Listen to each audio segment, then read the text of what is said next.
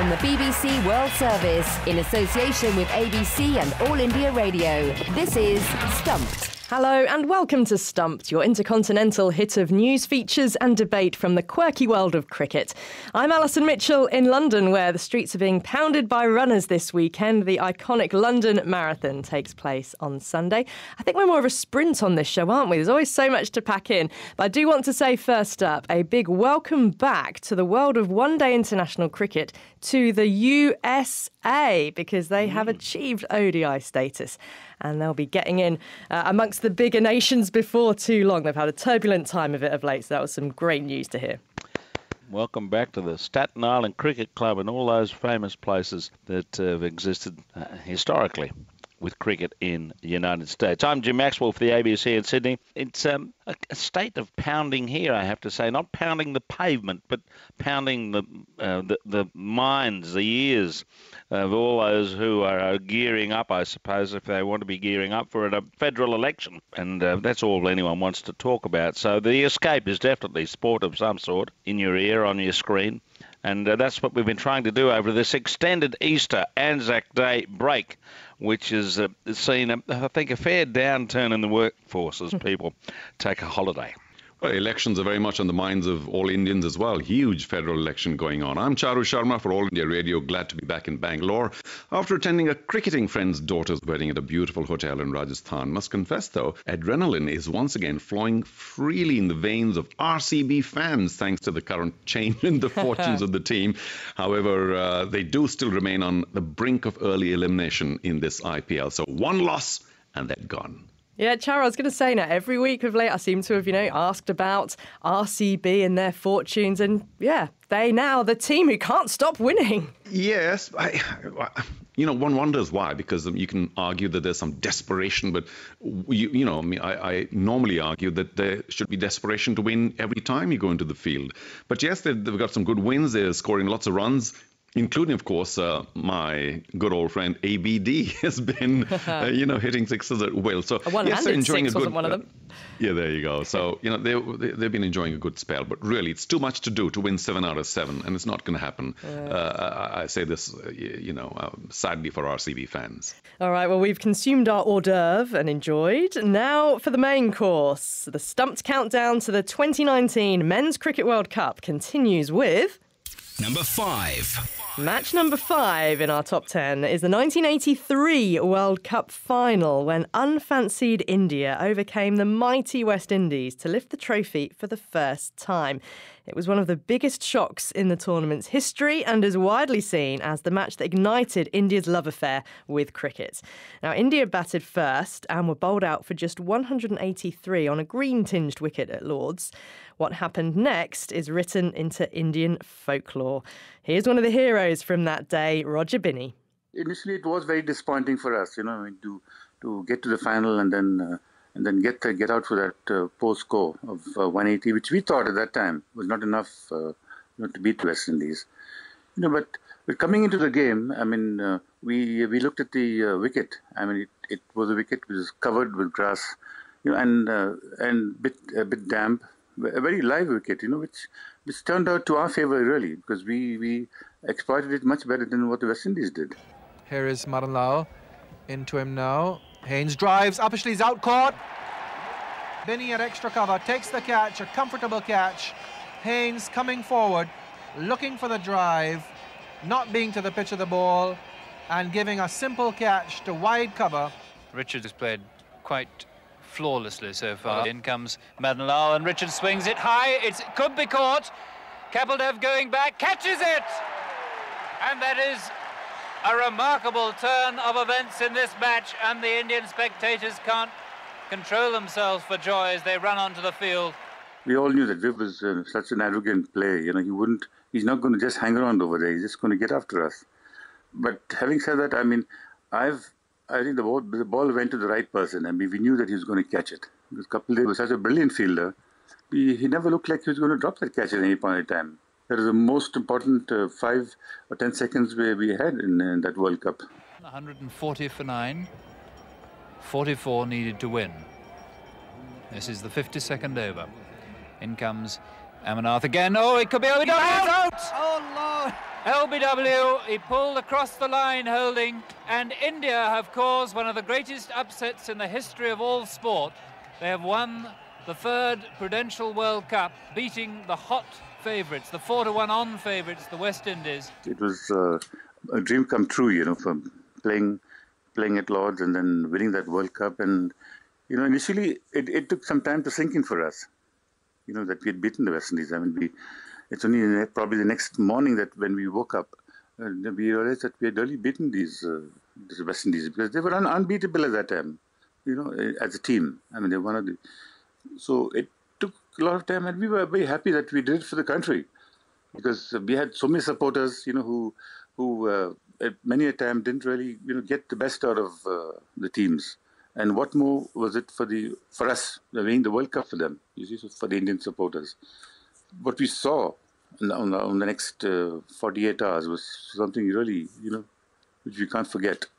And fair to say then that victory in 1983 transformed cricket and ignited the Indian obsession with the game that we still see today.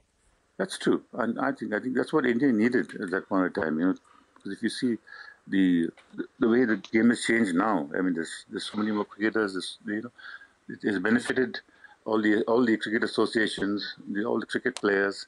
I mean, it's had a tremendous impact on the country's governing body and cricket in India on the whole. Well, those the memories of former India bowler Roger Binny speaking to me. He was the leading wicket-taker in the tournament with 18. Charu, now I'm going to wind you up and let you go on this one because where was the young swashbuckling Charu Sharma when India conquered the world? Well, I was young. I don't know about swashbuckling, but I was in Delhi. I was stationed there with the company I was working with, and we were watching it together, a bunch of friends at another friend's place. Because television those days, let me remind you, were actually at a premium. So very few people had televisions. So yeah, massive celebration. I think Roger talked about the most important 5-10 seconds. I think all of us were holding our breath when Kapil Dev was running back, and some of us thought he's not going to get there, and of course he eventually did and took the catch. And that was very important because Viv Richards was just threatening to take the game away in the next 10 overs or so. He got his mood on.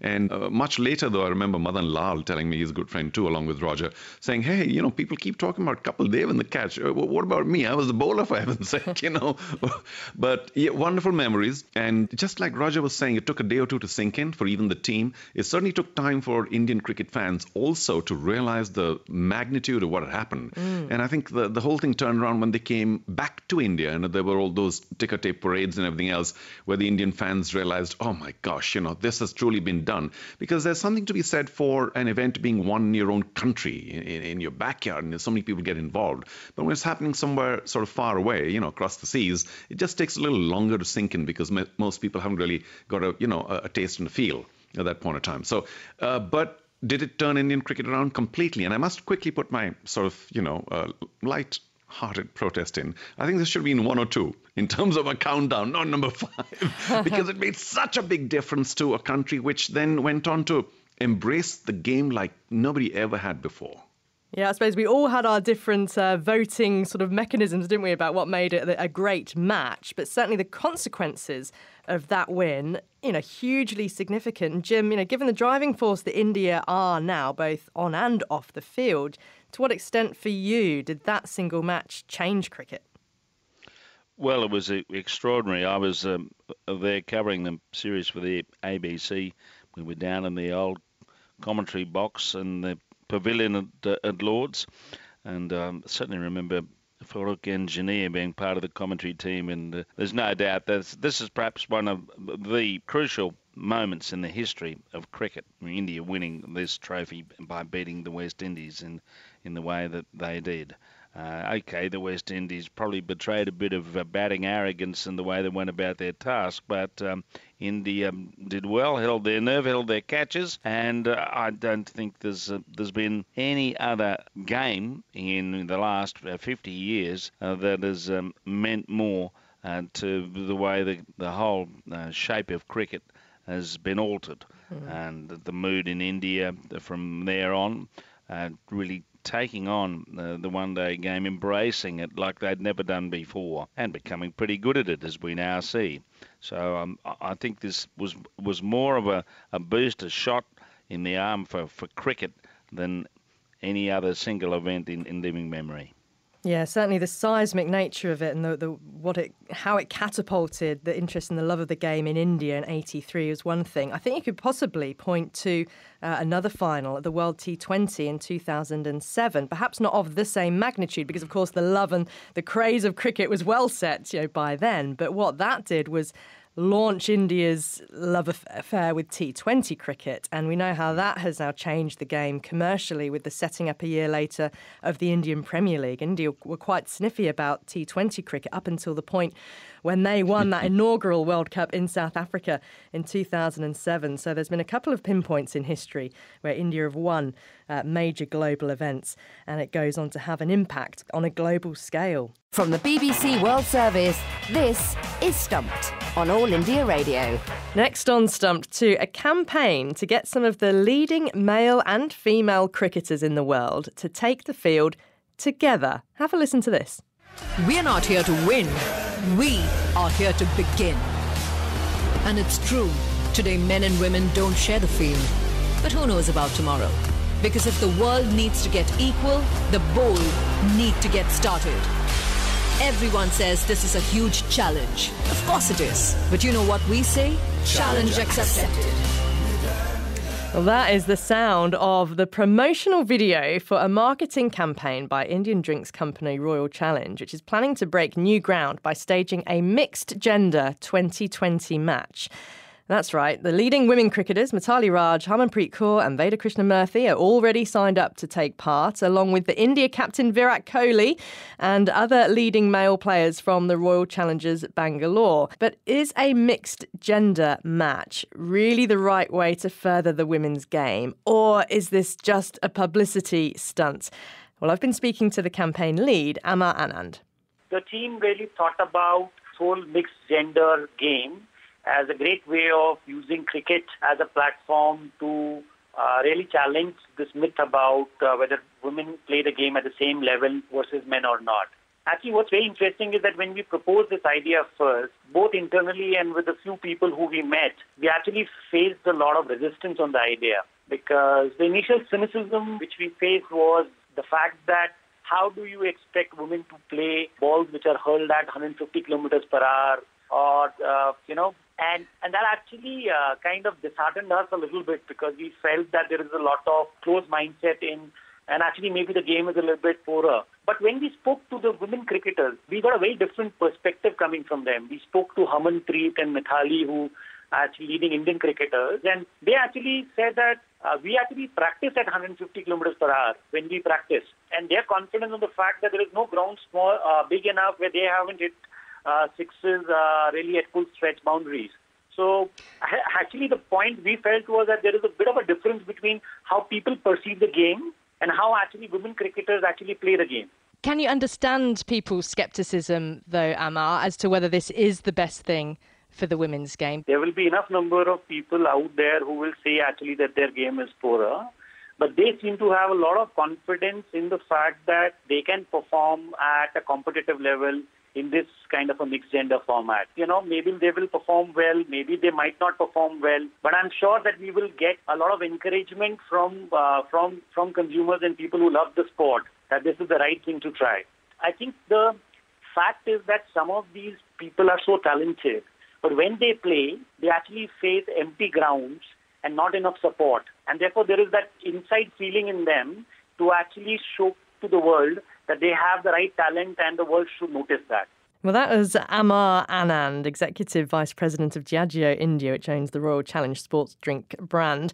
Lots of things to pick up from what he was saying there. Just to tell you, separate to that initiative, we've had confirmation this week that the best women cricketers from India and the rest of the world are coming together for a 4-match women's T20 Challenge tournament that will be played between the 6th and the 11th of May in Jaipur, which is a move more akin to the development of a women's IPL. Those are the 3 teams, the Supernovas, Trailblazers and Velocity. They're going to play each other in a single round-robin format with the top 2 teams qualifying for the final on May the 11th. And these are ones which have been reported as double-headers with the men's IPL playoffs and final. How much do you believe that they are genuine, about equality and then this being the right way of achieving that? This is a lot of nonsense until the women can move up towards the men and have parity in terms of skill, apart from the power that goes into the game and the almost violent force that the really quick bowlers can impose on their own gender, not just people who haven't been able to